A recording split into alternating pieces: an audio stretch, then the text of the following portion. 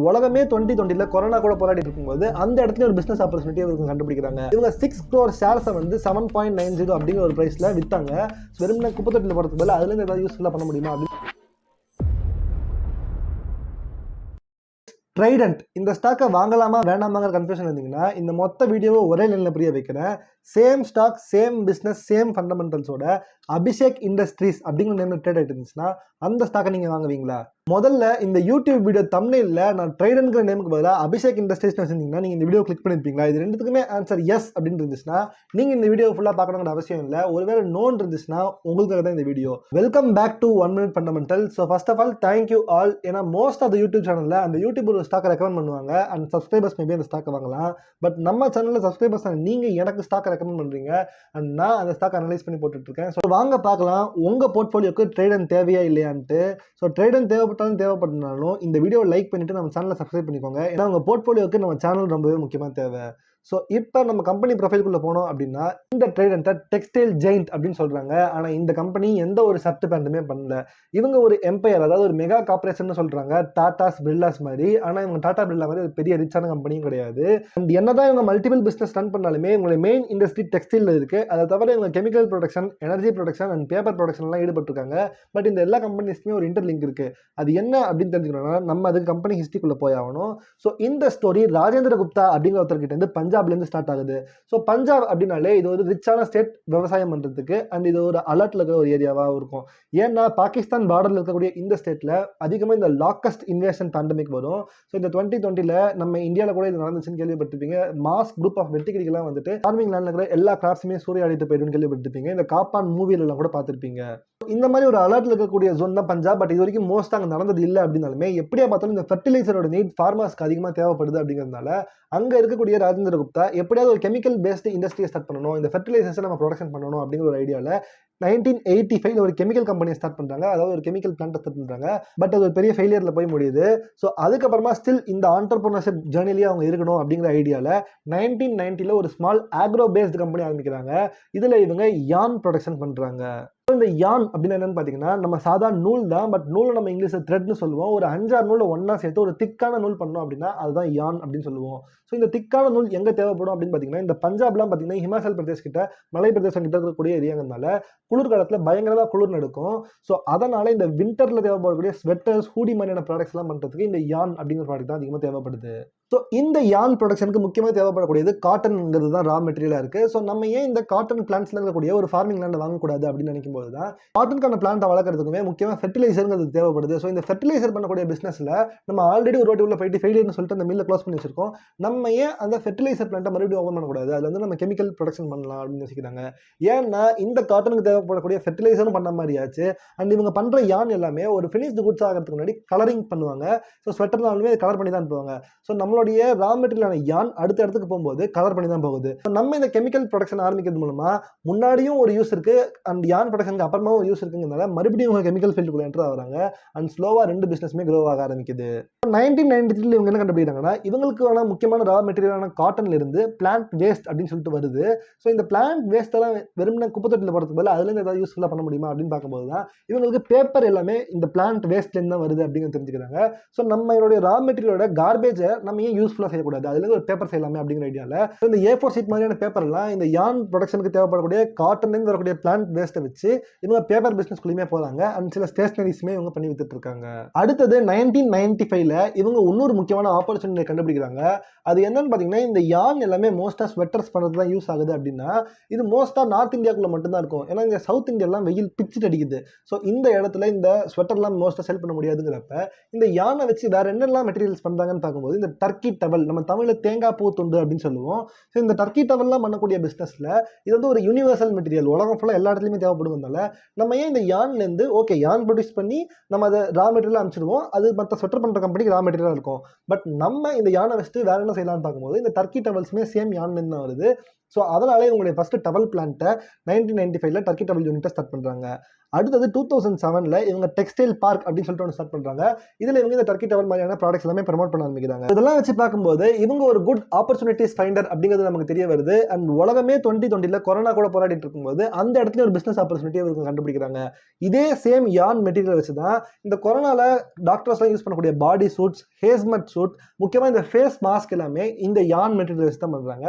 And even hospital curtains கூட இந்த யான் மெட்டீரியல் வச்சு பண்ணலாம் அப்படின்னு தெரிஞ்சுக்கிட்டப்ப நம்ம இந்த இடத்தையும் எக்ஸ்ப்ளோர் பண்ணக்கூடாதுன்னு சொல்லிட்டு 2020 டைம்ல இவங்க இந்த மாதிரி ஃபேஸ் மாஸ்க்லாம் ப்ரொடெக்ஷன் பண்ண ஆரம்பிக்கிறாங்க. அண்ட் அதுல இருந்து ஒரு கணிசமான ப்ராஃபிட்டை ஈவன் கோவிட் டைம்ல கூட இவங்களால பார்க்க முடிஞ்சது.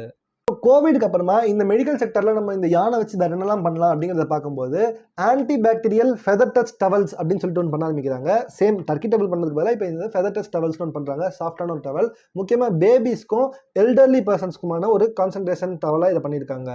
இந்த அளவுக்கு டிஃப்ரெண்ட் ப்ராடக்ட்ஸ் இவங்க கையில் வச்சிருக்காங்க அப்படின்னா இன்னும் வேற என்னெல்லாம் ப்ராடக்ட்ஸ் இவங்களால பண்ண முடியும்னு நம்ம தெரிஞ்சுக்கணும். அதுக்கு இந்த கம்பெனியோட பிசினஸ் மாடல் நம்ம புரிஞ்சுக்கணும். ஸோ இந்த கம்பெனியில் இருக்கிற முக்கியமான ப்ராடக்ட்ஸ் என்னன்னு பார்த்தீங்கன்னா பெட்ஷீட், அதாவது இந்த யானை வச்சு இந்த பெட்ஷீட்டுமே பண்றாங்க. அண்ட் பெட்ஷீட் எல்லாமே ஒரு யூனிவர்சல் மெட்டீரியல், உலகத்தில் எல்லா இடத்துலையுமே தேவைப்படும். அடுத்தது பாத் டவல் பண்றாங்க. நான் சொன்ன டர்க்கி டவல் தான் இது. அடுத்தது பாத் ரோப்ஸ் பண்றாங்க. இது ஒரு பிரீமியம் ப்ராடக்ட். நம்ம இந்தியாவில் இருக்கிற மாதிரி இல்லை, யூரோப் அண்ட் அமெரிக்கால மோஸ்டா துண்டு கட்டிட்டு வர மாட்டாங்க. குளிச்சுட்டு வந்துட்டு ஒரு ட்ரெஸ் மாதிரி போட்டுட்டு வருவாங்க வெளியில வரப்ப. அதை வந்து பாத் ரோப்னு சொல்லுவாங்க. இது மோஸ்டா பணக்கார ஃபேமிலிஸ்ல தான் நம்ம இந்தியாவில் யூஸ் பண்ணுவாங்க. அண்ட் அந்த ஒரு பிரீமியம் செக்மெண்ட்லயுமே இவங்க இருக்காங்க. அண்ட் பிளான்ட் வேஸ்ட்ல இருந்து இவங்க பேப்பர் ப்ராடக்ட்ஸ்லையுமே பண்ண ஆரம்பிச்சு அண்ட் பேப்பர் அண்ட் ஸ்டேஷனரிஸ் பண்றாங்க. முக்கியமா A4 ஷீட்ஸ்லாமும் பண்றாங்க. என்னதான் இவங்க இந்த ப்ராடக்ட்ஸ் எல்லாம் பண்ணாலுமே ஸ்டில் யான் ப்ராடக்ட்ஸ் வந்து இவங்களுடைய மெயின் பிளான்ட்டா இருக்கு. அதாவது மற்ற கம்பெனிக்கு தேவையான ரா மெட்டீரியலான யானை இவங்க பண்ணி எக்ஸ்போர்ட் பண்ணிட்டு இருக்காங்க. ஸோ அந்த வகையில் இந்த யானை வச்சு மற்ற ப்ராடக்ட்ஸ் என்னெல்லாம் பண்ணலாம்னு பார்த்தீங்கன்னா உள்ளன் ஃபேப்ரிக்ஸ், இந்த ஹூடி மாதிரி ஸ்வெட்டர் மாதிரியான ப்ராடக்ட்ஸ்லாம் பண்ணலாம். ஸ்டப்டு டாய்ஸ், இந்த டெடிபேர் மாதிரியான ப்ராடக்ட்ஸ் எல்லாம் இதுலேருந்து பண்ணுறாங்க. எம்ப்ராய்டரி, ரோப் மேக்கிங் மாதிரியான விஷயங்கள்லாம் இந்த யான் தான் மெயினாக ரா மெட்டீரியலாக வச்சிருக்காங்க. ஸோ அதனால இந்த கம்பெனியோட மெயின் பிஸ்னஸே டெக்ஸ்டைல் இண்டஸ்ட்ரிக்குள்ள தான் இருக்கு. ஸோ டெக்ஸ்டைலை பேஸ் பண்ணி தான் இவங்க போயிட்டு இருக்காங்க. பட் அதை தவிர இந்த கம்பெனிக்கு மற்ற கம்பெனிஸ் கூட ஒரு கனெக்ஷன் இருக்குன்னு சொன்னல, அது என்னன்னு பார்த்தீங்கன்னா கெமிக்கல் இண்டஸ்ட்ரிக்குள்ள sulphuric acid and other fertilisers பண்றாங்க. புரியுதா? அதாவது இந்த காட்டன் தான் இந்த யான்கான ரா மெட்டீரியல்ங்கிறப்ப அந்த காட்டனுக்கு தேவையான ஃபெர்டிலைசருமே இவங்க பண்றாங்க. அடுத்தது இந்த யான் வந்ததுக்கு அப்புறம் அது கலரிங் ஏஜென்ட்ஸ்குள்ள போகும். ஸோ அந்த கலரிங் ஏஜென்ட்ஸ்க்கு anti static finishes, squeezing agents, teasing agents, softness, அதாவது இந்த கம்ஃபர்ட், உஜலா மாதிரியான ப்ராடக்ட்ஸ், ஆசிட்ஸ் அண்ட் பேசஸ் எல்லாமே இவங்க பண்றாங்க. அடுத்தது பவர் ப்ரொடக்ஷன்லையுமே இவங்க ஈடுபட்டிருக்காங்க. அதாவது இவங்களோட எல்லா பிளான்ட் ரன் ஆகிறதுக்கு தேவையான அளவுக்கான பவர், அதாவது எலக்ட்ரிசிட்டியை ப்ரொடக்ஷன் பண்ணுறதுக்கான யூனிட்ஸுமே இவங்களே வச்சிருக்காங்க. ஸோ அதாவது நம்ம வந்து ஒரு ஃபார்வர்ட் வெர்டிகல் இன்டகிரேஷன் பண்ணியிருக்காங்க அப்படின்னு சொல்லலாம். அதாவது ஒரு தனி சுயசார்பு அடைஞ்ச ஒரு கம்பெனி அப்படின்னு நம்ம இவங்க சொல்லலாம். ஸோ இந்த கம்பெனியோட ப்ரொமோட்டர் ஒரு குட் ஆப்பர்ச்சுனிட்டி ஃபைண்டர் நம்ம ஆல்ரெடி பார்த்தோம். ஸோ அதுக்கேற்ற மாதிரி கம்பெனி ஆரம்பிக்கும் போது இவர் 1990ஸ்ல அபிஷேக் இண்டஸ்ட்ரீஸ் நேம்ல தான் இந்த பிளான்ட் ஆரம்பிச்சாரு. அண்ட் அந்த நேம்ல தான் ஸ்டாக் மார்க்கெட்ல வரைக்கும் லிஸ்ட் பண்ணியிருந்தாங்க. பட் லேட்டர் அபிஷேக் இண்டஸ்ட்ரீஸ் நேம்லயே நம்மளால ப்ராடக்ட்ஸ் விற்கும் போது பெருசாக நம்ம ப்ராடக்ட்ஸ் போக மாட்டேங்குது, பிராண்டிங் நல்லா இல்லைங்கிறத புரிஞ்சுக்கிட்டாரு. ஸோ அதனால அவருடைய மொத்த இண்டஸ்ட்ரி பிசினஸுமே ரீபிராண்ட் பண்றாரு ட்ரைடன்ட் லிமிடெட் அப்படிங்கிற நேம்ல. இந்த ட்ரைடன்ட் நேம் இருந்ததுக்கான எக்ஸாக்ட் காரணம் என்னங்கிறத இவங்களுடைய பிசினஸ் வெப்சைட்ஸ்ல போடல அப்படின்னாலுமே மோஸ்டா மார்க்கெட்ல என்ன ஸ்பெகுலேட் பண்றாங்க அப்படின்னா ட்ரைடன்ட், அதாவது இந்த சூலாயுதம் நம்ம பார்த்திருப்போம். ஸோ அதாவது கம்பெனி நேமா வச்சிருக்காங்கிறப்ப ஸ்ட்ரென்த், பவர் அண்ட் ஸ்டெபிலிட்டி இதை குறிக்குது. அதாவது இந்த கம்பெனியோட ஸ்ட்ரென்த்தான யான் அண்ட் எனர்ஜி ப்ரொடக்ஷன் பவர்லையும் அண்ட் கெமிக்கல் ப்ரொடக்ஷன்ல ஸ்டெபிலிட்டியும் வச்சிருக்காங்க அப்படிங்கிறது இது குறிக்குது அப்படின்னு சொல்றாங்க. மற்ற சில பேர் இந்த கம்பெனியோட ஷார்ப்னஸையும் ப்ரிசிஷனையும் குறிக்குது அப்படின்னு சொல்றாங்க. அண்ட் ஒரு மித்தாலஜிக்கல் கனெக்ஷன் இருக்கு. ஆப்வியஸா நார்த் இந்தியாவில் இருக்கும்போது ஒரு மித்தாலஜிக்கல் கனெக்ஷன் இருக்கும்போது மோஸ்டா உங்களோட ப்ராடக்ட் சேல் ஆகும் அப்படிங்கிற ஐடியால வைக்கிறாங்க. என்னதான் இதெல்லாம் சொன்னாலுமே நம்ம ட்ரைடன்ட் அப்படிங்கிற நேம் ஷார்ட்டா இருக்கு அண்ட் ஸ்ட்ராங் பிராண்டிங் நேம் குறிக்குதுங்கிறதுனால மெமரபிளா இருக்குங்கிறதுனால ஒரு பிராண்டிங் அட்வான்டேஜ்காக தான் இந்த ட்ரைடன்ட் நேம் எடுத்துக்கிட்டாங்க அப்படின்னு நம்ம எடுத்துக்கலாம். ஸோ இவர் ஒரு first generation entrepreneur, textiles and fabric செக்மெண்ட்குள்ள என்டர் ஆனாரு. அண்ட் இவர் ஏகப்பட்ட மேஜர் த்ரெட்ஸுமே இந்த கம்பெனியில் ஃபேஸ் பண்ணாரு. பட் ஸ்லோவா இவங்களுடைய கம்பெனி எக்ஸ்பென்ஷன் வந்து 1999லேருந்து 2011 தான் அதிகமாக எக்ஸ்பெண்ட் ஆச்சு. மோஸ்டா இவங்களுடைய பிளான்ட் வந்து பஞ்சாப், மத்திய பிரதேஷ், சத்தீஸ்கர்னு சொல்லிட்டு நியர்லி 7500 டன்ஸ் ஆஃப் யானை வந்து எவ்ரி இயர் ப்ரொடக்ஷன் பண்ணிட்டு இருக்காங்க. அண்ட் இவங்க ஒரு டைவர்சிஃபைட் போர்ட்ஃபோலியோ வச்சிருக்காங்க. அண்ட் இவங்களுடைய ஹெட் குவார்ட்டர்ஸ் லுதினியா அப்படின்னு சொல்லிட்டு பஞ்சாப்ல இருக்கிற ஒரு இடத்துல தான் இருக்கு. ப்ரொமோட்டரான அனாலிசிஸ் நம்ம பார்த்துட்டோம். அண்ட் இந்த கம்பெனியில ப்ரொமோட்டர் தான் ஃபவுண்டராகவே இந்த கம்பெனிக்கு இருந்தாரு. பட் இப்போ ஒரு கிரிட்டிக்கல் ஃபேஸ்க்குள்ள நம்ம போறோம், அதுதான் மேனேஜ்மெண்ட் அனாலிசிஸ். ஃபவுண்டர் தான் இந்த கம்பெனியோட ப்ரொமோட்டரா இப்போ வரைக்குமே இருந்தாரு. பட் ரீசெண்ட் டைம்ஸ்ல இந்த ப்ரொமோட்டர் அவருடைய பொசிஷன்ல இருந்து ஸ்டெப் டவுன் ஆயிட்டாரு. அண்ட் கரண்ட் ப்ரொமோட்டர் யாரு அப்படிங்கிறது இது வரைக்கும் பப்ளிக்கா ரிவீல் பண்ணல. ஸோ ட்ரைடன்ட் குரூப் தான் ப்ரொமோட்டர்னு சொல்றாங்க. பட் கரண்டா இந்த கம்பெனி யார் நடத்துறாங்கிற ஐடியா நமக்கு இல்லைங்கிறது ஒரு மேஜர் நெகட்டிவ் பாயிண்டாவே இந்த கம்பெனிக்கு நம்ம பார்க்கலாம். மற்ற காம்படிட்டர்ஸோட பார்க்கும்போது இவங்க வந்து ஒரு பெரிய மேஜர் அச்சீவ்மெண்ட்லாம் சொல்ல முடியாது. பயங்கரமான பிராண்டெல்லாம் இந்த ட்ரைடன்ங்கிறது நம்மளே மார்க்கெட்டில் பார்க்க முடியாது. பட் ஸ்டில் இது எல்லாமே இந்த ராஜேந்திர குப்தாங்கிற ப்ரொமோட்டரோட அச்சீவ்மெண்ட்ஸ் மட்டும்தான். இப்போ அடுத்ததாக யார் வரப்போறாங்கிறது தெரியல. அண்ட் இது வரைக்குமே அதை சொல்லலை. அதாவது ஒரு ப்ரொமோட்டர் ஸ்டெப் டவுன் ஆகும்போது இவங்க தான் அடுத்த ப்ரொமோட்டருங்கிறது அவங்க முன்னாடியே சொல்லியிருக்கணும். பட் அதை சொல்லாமல் இவங்க சைலண்டாக இருக்கிறது ஒரு டேஞ்சர் நெகட்டிவ் சைனாக தான் நான் பார்க்குறேன்.